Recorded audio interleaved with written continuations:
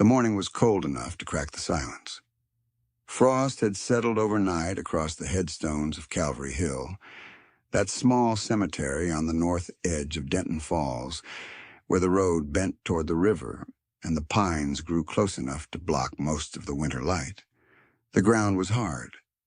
The flowers on the newer graves had turned brittle and gray. A crow lifted off the upper branch of a spruce and disappeared into the overcast without a sound. At the far edge of the cemetery, near the oldest section where the stones leaned slightly with age, a woman stood alone. She was not crying, not exactly. Her shoulders did not shake. Her hands stayed at her sides, fingers loose, bare despite the cold. She was looking at a headstone the way a person looks at something they have come back to 100 times but cannot fully accept is still there. Her lips moved. Barely. A few words, or maybe just one word, repeated. Like a habit she had carried for so long, she no longer noticed doing it. She did not know anyone was listening. If this kind of story has ever stayed with you, stay close. There is more here than it first appears. The two figures in the tree line had not moved in 40 minutes. One of them was a man, lean and still in the manner of someone trained to wait without impatience. The other was a dog, a German shepherd, coal dark along his back with a deep rust along his flanks, and he had been sitting motionless beside the man's left knee since they first came to the edge of the cemetery. Neither of them had made a sound. They were not watching the woman with any particular intention. They had come up that logging road by habit, following the high ground as they had every morning for the past 11 days, and the woman had simply been there when they arrived. The dog's name was Cinder. He turned his head slightly, tracking something the man had not yet noticed, and then settled again, patient, waiting for a signal that had not come. The man's name was Garrett Doss. He was 39 years old, broad across the chest and narrow in the face, with dark hair cut short at the sides and a jaw that had not seen a razor in about 2 weeks. There were 3 pale scars along the left side of his neck, old ones, the kind that had faded to something close to his skin tone but never quite matched. His eyes were a washed-out gray that tended to read as blue in cold light, and they had the quality common to people who have spent years watching spaces that most people never think to watch. He was wearing a field jacket over a green thermal shirt, canvas work pants, and boots that had walked a long way before they got to Denton Falls. He had a small rented cabin half a mile from here, and a truck that needed a new alternator, and no particular reason to be anywhere else. He had been a gunnery sergeant once, with 2 deployments behind him, and a third that ended in the manner the scarring on his neck suggested. He did not often think about that. What he thought about most mornings was very little, which was the closest thing to peace he had managed to find in the 4 years since he separated. He watched the woman at the grave and did not intrude. After another few minutes, he heard her voice carry across the frost. Not much of it. The wind was coming from the wrong direction, and the pines absorbed sound the way they absorbed everything else. A word reached him, one word, and then another, and even at that distance, at that volume, something in the way she said them landed with a weight that made Cinder's ears swivel forward and the back of Garrett's neck go still. She said, "He was right." She said, "They're doing it." Then she stopped. She pressed one hand flat against the top of the headstone, a gesture so quiet and familiar that it made Garrett look away. He was not meant to hear any of this. He had not been looking for anything today except the cold air and the trees and the particular silence that this part of the county offered at dawn. Cinder had already gotten to his feet. The dog was not growling. He was not stiff with alarm. He was simply standing, weight forward, looking toward the woman with an attentiveness that Garrett had learned over 3 years of working alongside him to read as something different from threat. The dog was not worried. The dog had noticed someone who needed a person to notice them. Garrett stood up from his crouch, hands in his jacket pockets, and walked to the edge of the tree line. The woman heard him coming. She turned sharply, and for a moment the look on her face was something close to fear, and then it settled into the particular expression of someone who has run out of the energy fear requires. She was in her late 60s, maybe 70, with white hair pulled back under a dark wool cap and a face that had been pretty in a plain, specific way for most of her life, and was now simply dignified. Her coat was old but well kept. Her boots were good rubber, the kind a person wore when they had spent a lifetime taking weather seriously. She looked at Garrett. She looked at Cinder. The dog walked the last 20 feet to her at a pace that was almost leisurely, and sat down directly in front of her boots, looking up at her face with the same undivided attention he had given her from the tree line. The woman looked down at the dog for a long moment. "He never went in for dogs," she said quietly. "Earl, my husband. He thought they were too much work." She paused. He was wrong about that. "Most people who say that have never had a good one," Garrett said. She nodded slowly. She was still looking at Cinder. "What's his name?" "Cinder." "That's a good name for a dark dog." She straightened a little. "I'm Norma Vetch. Earl's been in that ground 3 years this February." "Garrett Doss, I'm sorry about your husband." She made a sound that was not quite agreement and not quite dismissal.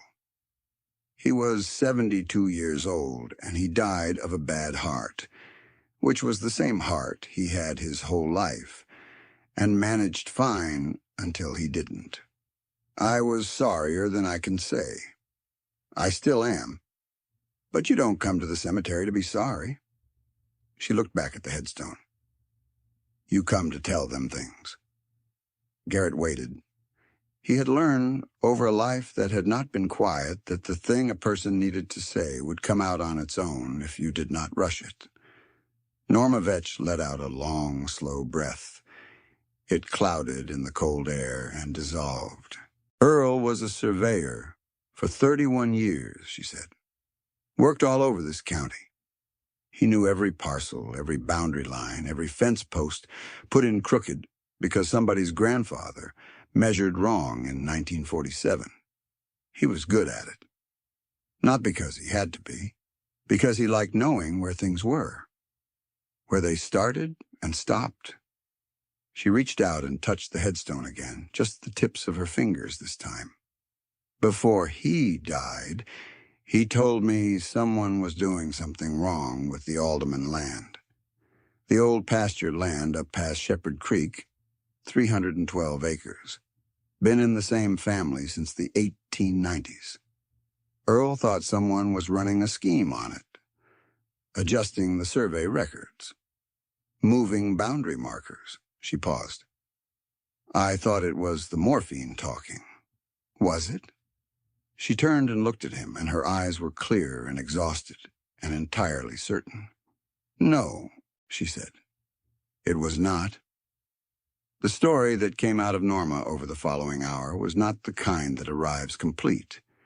It came in pieces, the way most real stories do, assembled from conversations with her neighbor and a letter she had found in Earl's desk after he died, and a meeting she had attended 3 weeks ago at the Denton Falls VFW Hall, where a man named Carver Blaine had stood up in a pressed jacket and explained very smoothly why the county needed to allow Meridian Holdings to purchase the Alderman parcel for an agricultural development project that would create jobs and stabilize the tax base.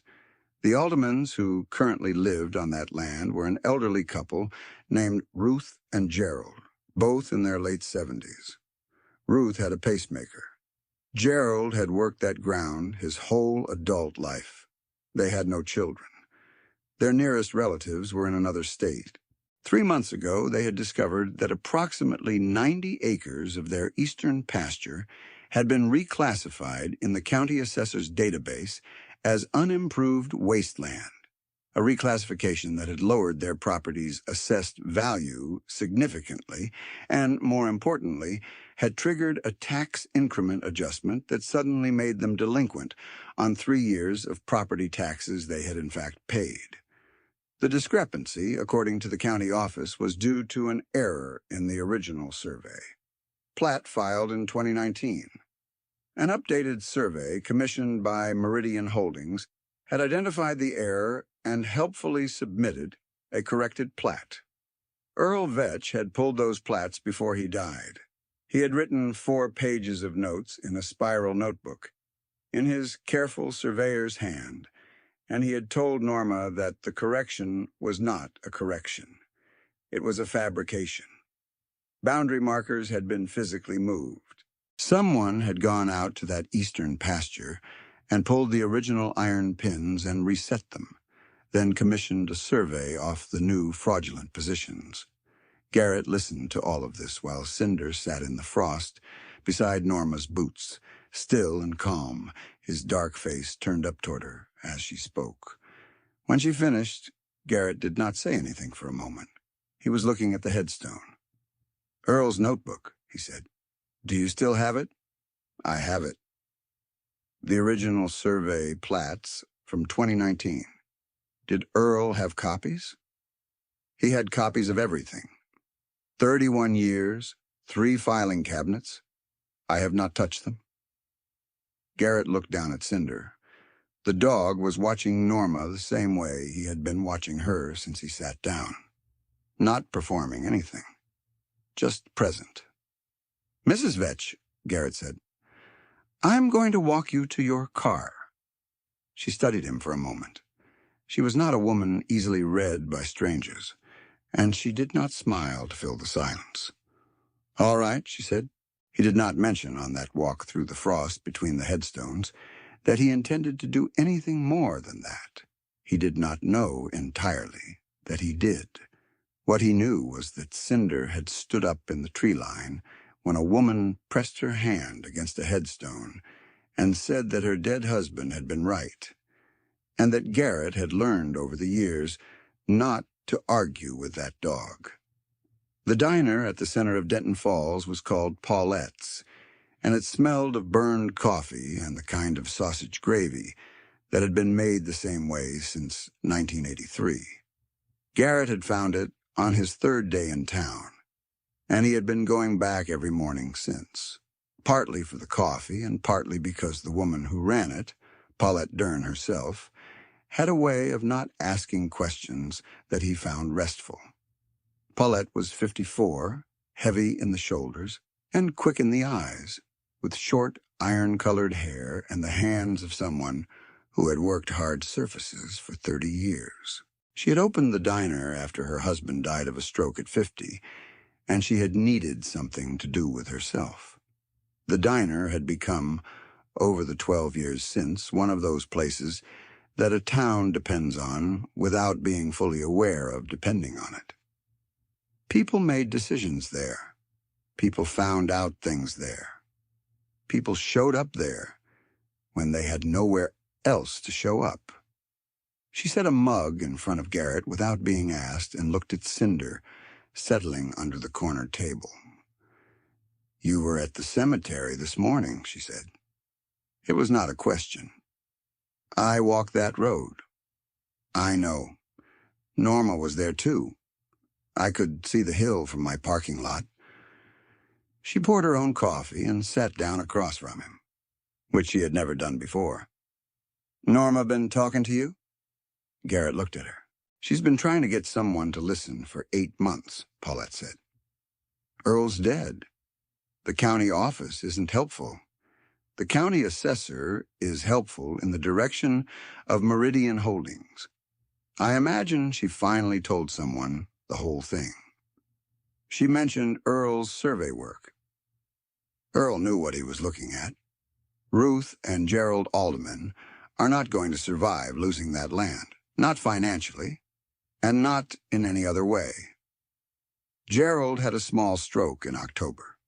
Ruth's been holding everything together, which is more than anyone should be asked to do at 78. Paulette set her mug down. Carver Blaine has a meeting with the county tax board in 22 days. If that tax delinquency isn't resolved, and if the aldermans can't make a payment plan, the property goes into a county sale process that Meridian has already positioned to acquire. And the survey fraud? Nobody's looked at it seriously. The county hired Meridian's survey firm to review the original plat, which is the company that filed the correction. Garrett drank his coffee. He was looking at the window where the main street of Denton Falls was slowly coming to life. In the cold morning, cars pulling in and out of the hardware store lot, a school bus making its turn at the light. "I need to see those plats," he said. "Earl Vetch's originals and the corrected filing. I imagine Norma would show them to you. I also need to see the eastern pasture, the boundary line. Gerald Alderman isn't going to let a stranger walk his land." "I'm not a stranger," Garrett said. "I'm someone who had coffee in the same diner as his neighbor." Paulette looked at him for a moment. There was something measuring in it that was not unfriendly. "You were a Marine," she said. "Was. You have the look of someone who finds things out when they need to be found out." She picked up her mug. "I'm not asking you to save anyone. I'm just telling you what I know." "I appreciate that." She stood up. "Norma eats here on Tuesdays. It's Tuesday." Garrett set his mug down and looked at Cinder, who had been watching the exchange from under the table with his chin on his paws. The dog's tail moved once. Ruth Alderman was 78 years old and approximately 5 feet 2 inches tall, with the compact, unhurried quality of someone who had spent decades making every motion count. Her hair was white and gathered at the back of her neck with a tortoiseshell clip. Her hands were spotted with age and strong in the grip, and the first thing she did when she opened the farmhouse door to Norma, and a man and a dog she had never seen before, was look at Cinder with an expression that started as caution and shifted in about 4 seconds into something closer to relief. She stepped back from the door. "Come in," she said. "Gerald's in the back. He knows you're coming." Gerald was 79, seated in an armchair near the wood stove with one leg extended on a footrest. He was large in the way that men who have worked outside their whole lives are large, the mass of old labor, though it had settled in the past few years. His face was broad and brown, with deep creases around the eyes that suggested he had squinted into a lot of sun and wind. He looked at Garrett with the flat, assessing gaze of a man who had spent a lifetime evaluating strangers quickly. "Norma says you know something about survey work," Gerald said. "I know something about how boundary fraud gets run," Garrett said. Gerald nodded slowly.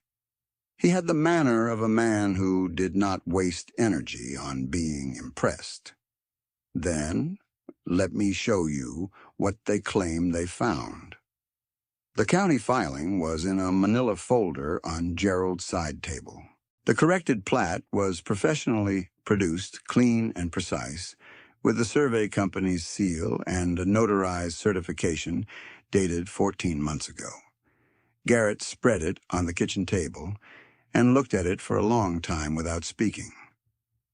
Norma set Earl's notebook beside it, open to the relevant pages, and the two documents sat side by side in the farmhouse light, while Gerald and Ruth stood near the stove and waited.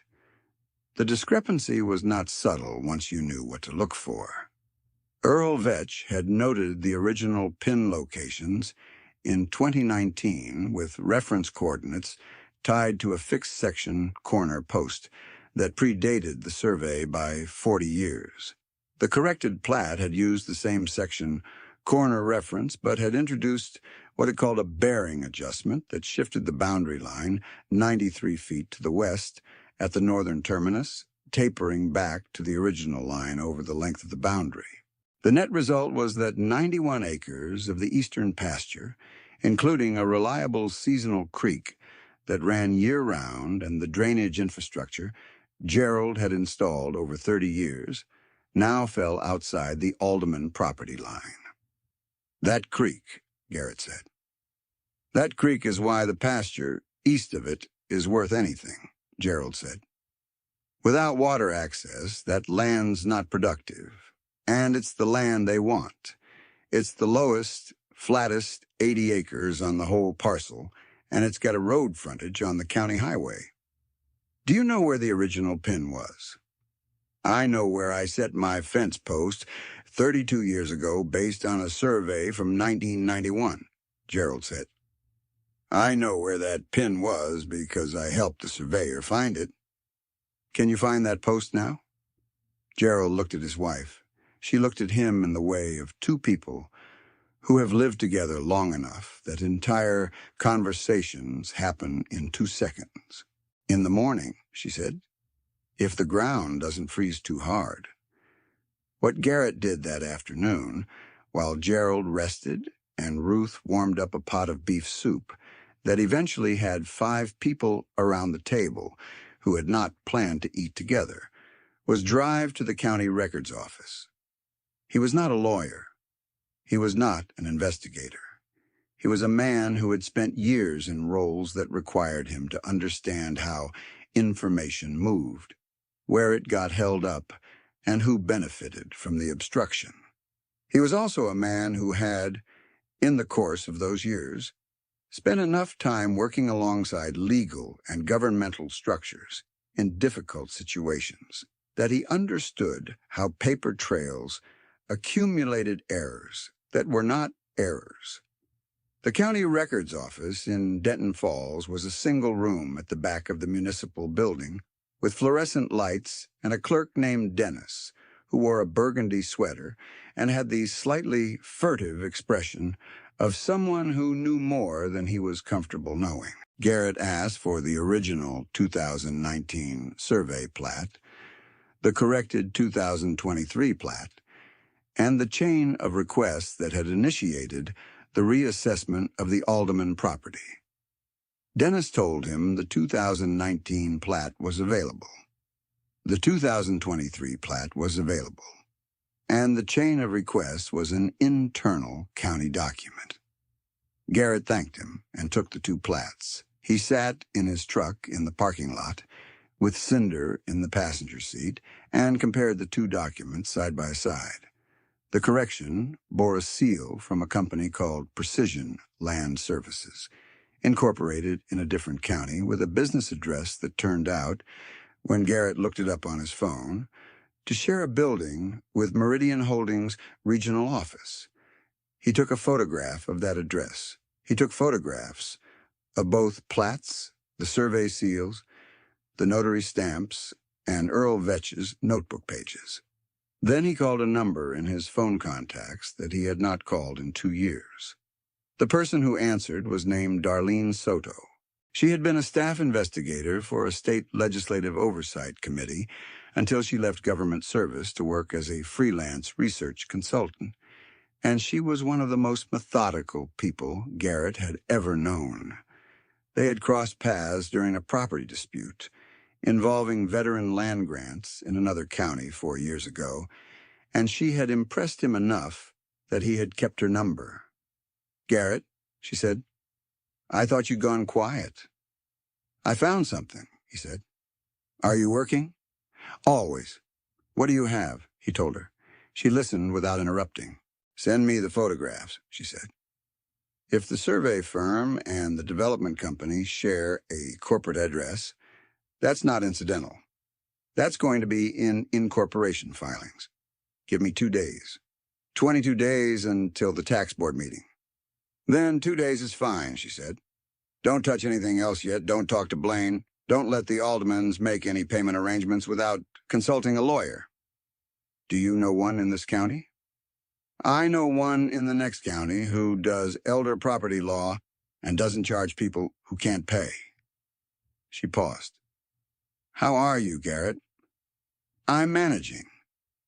Are you staying somewhere? He looked out the windshield at the gray afternoon. For now, he said. The next morning arrived with fresh frost and a wind coming down off the ridge that had a bite in it that made late November feel like January. Garrett met Gerald and Ruth at the eastern fence line at 7:15.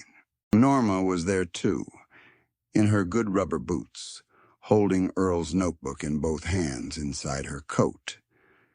Cinder worked the fence line with his nose low, not looking for anything in particular, reading the ground the way he had been built to read it.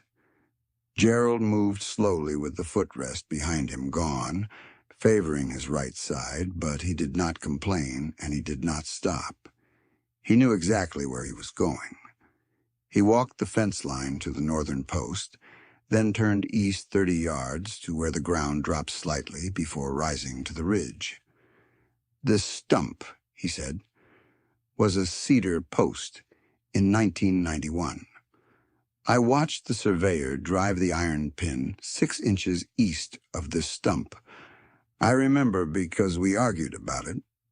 I thought it should be east by 8 inches. He said 6. I said fine. He touched the stump with the toe of his boot. The pin, they claim, corrects the survey, puts the boundary line here, at this stump, not east of it. Garrett crouched beside the stump. The ground around it was frozen and undisturbed at first look, but when he cleared a thin layer of frost with his glove, he could see, about 5 inches from the stump's root edge, a dimple in the soil where something had been pulled out. The frost had not fully filled it in. He looked at it for a long time. The pin's gone, he said. Been gone for a year, maybe more, Gerald said. I noticed it last fall when I was mending fence. Thought maybe someone hit it with a mower. Now I wonder.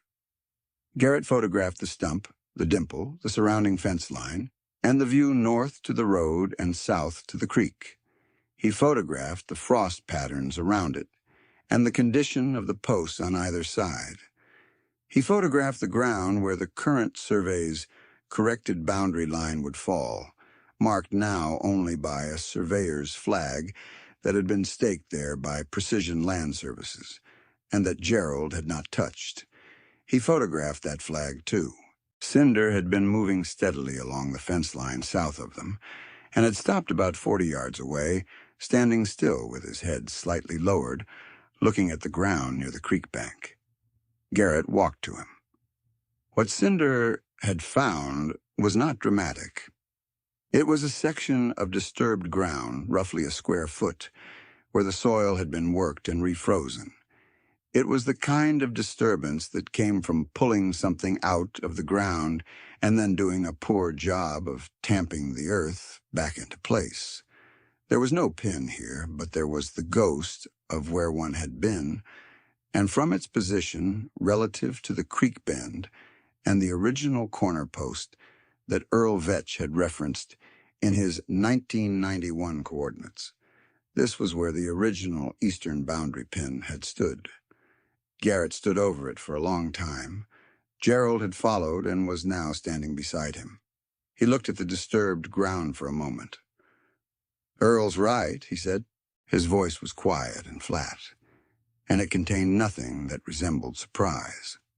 Just the acknowledgement of something he had already known, arriving now in the form of evidence. Garrett photographed the ground around it from 6 angles. I need to get everything to Darlene, he said, and you need a lawyer. By the end of that week, 2 things had happened. The first was that Darlene Soto had found the incorporation filings for Precision Land Services and confirmed what the shared address had suggested. The company had been registered by an attorney whose office also handled filings for 3 subsidiaries of Meridian Holdings. The surveyor who had signed the corrected plat was a licensed professional whose license had been under review for a different irregularity in a different county 3 years prior. The review had been quietly closed after a letter of support was submitted by a representative of Meridian Holdings. The second thing was that an attorney named Philip Haraway drove 45 minutes from the next county to sit at Ruth and Gerald's kitchen table and look at everything Garrett had assembled. He was a compact man in his mid-50s with close-cropped gray hair and reading glasses. He removed every time he set down a document and put back on when he picked up the next one. He did not say much during the review. When he finished, he set down his glasses and looked at Gerald. "The tax delinquency is their mechanism," he said. "The fraud is their method. What we need to establish for the board is that the delinquency is fraudulently predicated on a falsified survey correction. That means we challenge the corrected plat before the tax board meeting." "Can we do that?" Ruth asked. "We can file a formal boundary dispute with the county surveyor's office and request a stay of any tax-driven property action pending resolution. That's standard procedure. The question is whether we can get the documentation in front of the right people before Blaine gets to the board." 19 days, Garrett said. Haraway nodded. "I'll need copies of everything. Darlene's research, the photographs, Earl Vetch's notes, the original 1991 plat." He paused. "The soil photographs from the fence line, those are potentially significant. I want to know if we can get an independent surveyor out there before the ground hardens further." "I can make some calls," Norma said. She had been sitting at the end of the table, Earl's notebook in front of her, very still. Earl had colleagues, good ones. Haraway looked at her over his glasses. "Mrs. Vetch, your husband's notes may be the most important document in this room." She nodded once, the way a person nods when someone says something they already knew but needed to hear confirmed. Cinder was under the table with his head resting on Garrett's boot. Nobody mentioned it. Nobody had to. The weeks that followed had the quality of work done in close quarters, where people do not have the luxury of being strangers. Norma produced not only Earl's notebook, but 3 of his 4 filing cabinets worth of survey records going back to 1994, every one of them indexed in Earl's careful hand. She went through them herself, night after night, at her kitchen table, looking for the original pin placement records from the 1991 survey and any subsequent reference surveys that had tied off that same section corner. She found 2. Both confirmed the same bearing and distance. Both placed the eastern boundary pin in the position Gerald remembered, and the disturbed ground at the creek bank suggested. Norma did not have surveying credentials. She had lived with a surveyor for 44 years, and she understood what she was reading. A retired surveyor named Carl Wexford drove down from the county seat on a Thursday morning to walk the Alderman fence line with Garrett and Gerald. He was in his late 60s, angular and precise, with a kind of old professional confidence that does not require performance. He looked at the disturbed ground at the creek bank for a long time, then looked at the stump at the northern post, then looked at Earl Vetch's 1991 reference notes, and then he looked at Garrett. "Someone pulled these pins," he said. "This isn't drift. This isn't frost heave. These positions were occupied and then deliberately vacated. Can you document that professionally?" "I can document the current physical evidence and the inconsistence with the historical survey record. An affidavit wouldn't be hard." He paused, looking south toward the creek. "Earl Vetch I knew from the State Association. Good man. Thorough." "He was," Norma said. She was standing at the edge of the pasture, with her coat buttoned to the neck, watching Carl Wexford the way she watched everything these days, carefully, looking for confirmation that what she believed was true. He was very thorough, Carl said more quietly. She pressed her lips together and looked at the creek. Blaine came to Denton Falls on a Wednesday, 11 days before the tax board meeting, to what he likely expected would be a routine follow-up visit with the county assessor. He drove a dark blue sedan and wore a gray overcoat and had the smooth, ready manner of someone who spent his professional life managing situations that other people found uncomfortable. Garrett saw him from Paulette's window, parking 2 doors down. He did not go out. He watched Blaine walk into the assessor's office, and he finished his coffee. And he thought about what Darlene had said that morning on the phone. She had been in touch with a contact at the State Land Records Division and with a reporter named V. Carmichael at the regional paper, a woman who covered property and land use stories and had, apparently, already been aware of Meridian Holdings' pattern of acquiring rural parcels under unusual tax circumstances in 4 other counties. V. Carmichael wants the Alderman story, Darlene had said. She's been working this angle for 8 months without a strong specific case. You have one now? Does Haraway know? I called him first. He's comfortable with press coverage at this stage. He thinks it changes the board's calculus if there's public attention before the meeting. Garrett had looked at Cinder, who was watching a sparrow on the windowsill of the cabin, with the professionally focused attention of someone who would not be doing anything about the sparrow, but wanted to be fully informed. All right, Garrett said. Carmichael was in Denton Falls the following day. She was 36, compact and quick, with a reporter's habit of going very still when people said the important thing, and then writing in small, rapid strokes in a narrow notebook. She sat with Norma for 2 hours. She sat with Gerald and Ruth for another hour and a half. She looked at the plats and the notebooks and Carl's preliminary affidavit and the incorporation filings Darlene had assembled. She came to Paulette's at 5 in the afternoon and found Garrett at the counter. Mr. Doss, she said, I understand you'd rather not be the story. I'd rather the land records be the story. They are the story. She sat down on the next stool and Paulette appeared with coffee without being asked. What I want to confirm for my own understanding is the sequence. Blaine brings a corrected plat. The correction creates an artificial tax delinquency. The delinquency triggers a county process that positions Meridian to acquire, all predicated on survey fraud. That's the sequence. And the fraud is documented by Earl Vetch before he died, confirmed by physical evidence on the ground, and now supported by an independent surveyor's affidavit. That's the documentation. Carmichael looked at her notebook. And the survey company that filed the correction is incorporated by an attorney who handles Meridian's filings. That's the link. She looked at him. What's your interest in this, Mr. Doss?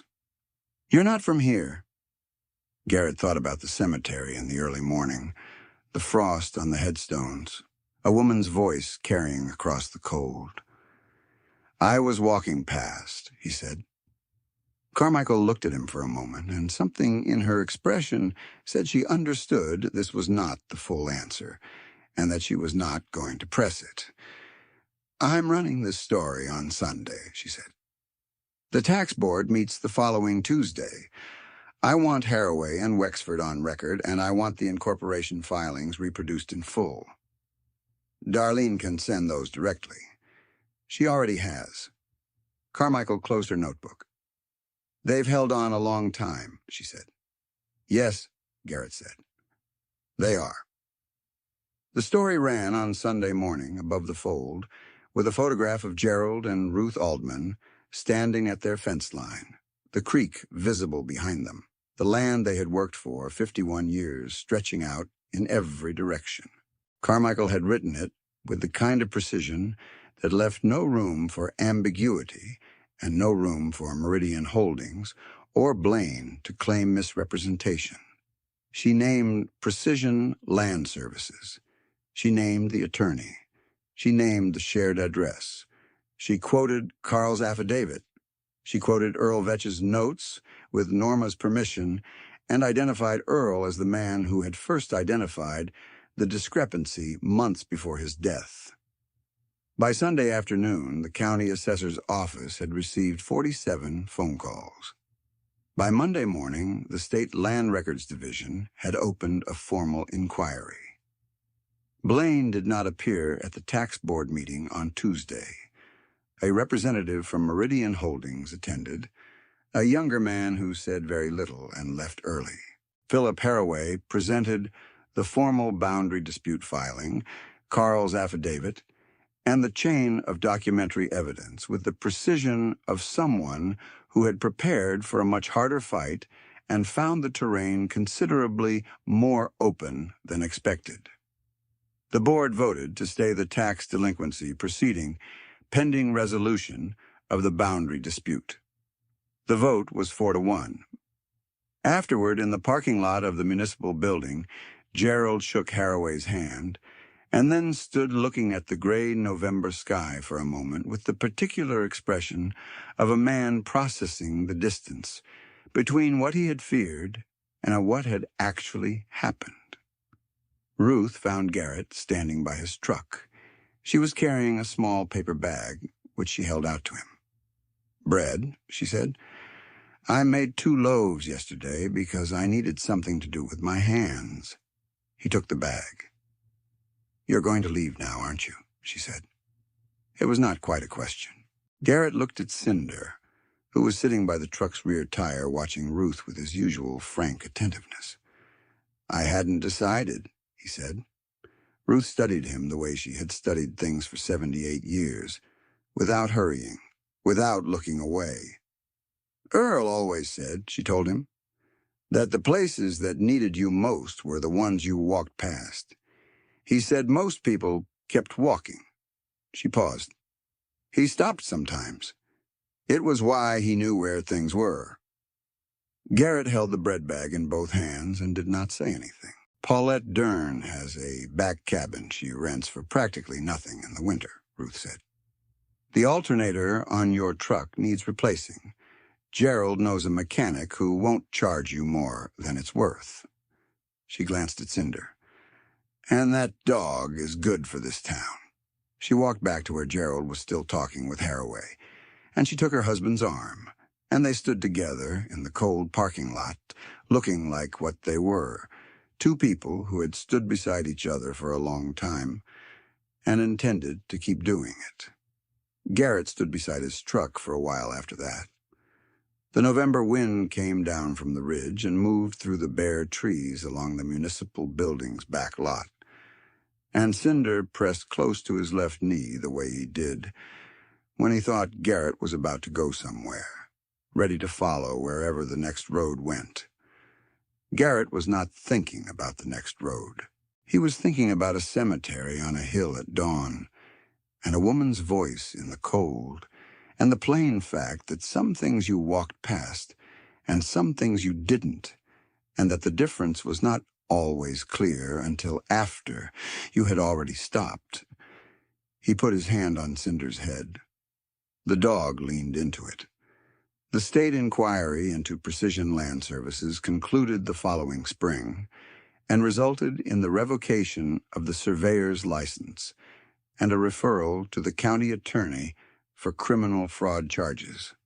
The corporate attorney, who had incorporated both Precision and 3 Meridian subsidiaries, was placed under separate investigation.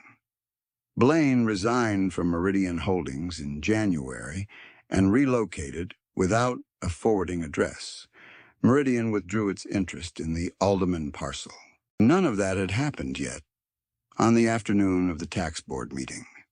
When Garrett walked into Paulette's diner and sat down at the corner table, and told Paulette he was going to need the back cabin through April at least. She poured his coffee without being asked and did not make anything of it, which was what he needed.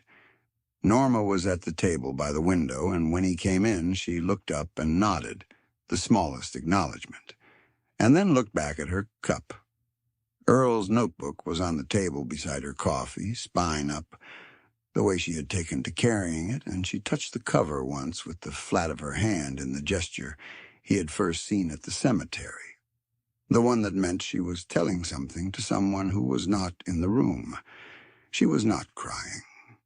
She was smiling slightly, in the way of someone who has delivered a piece of news that needed delivering.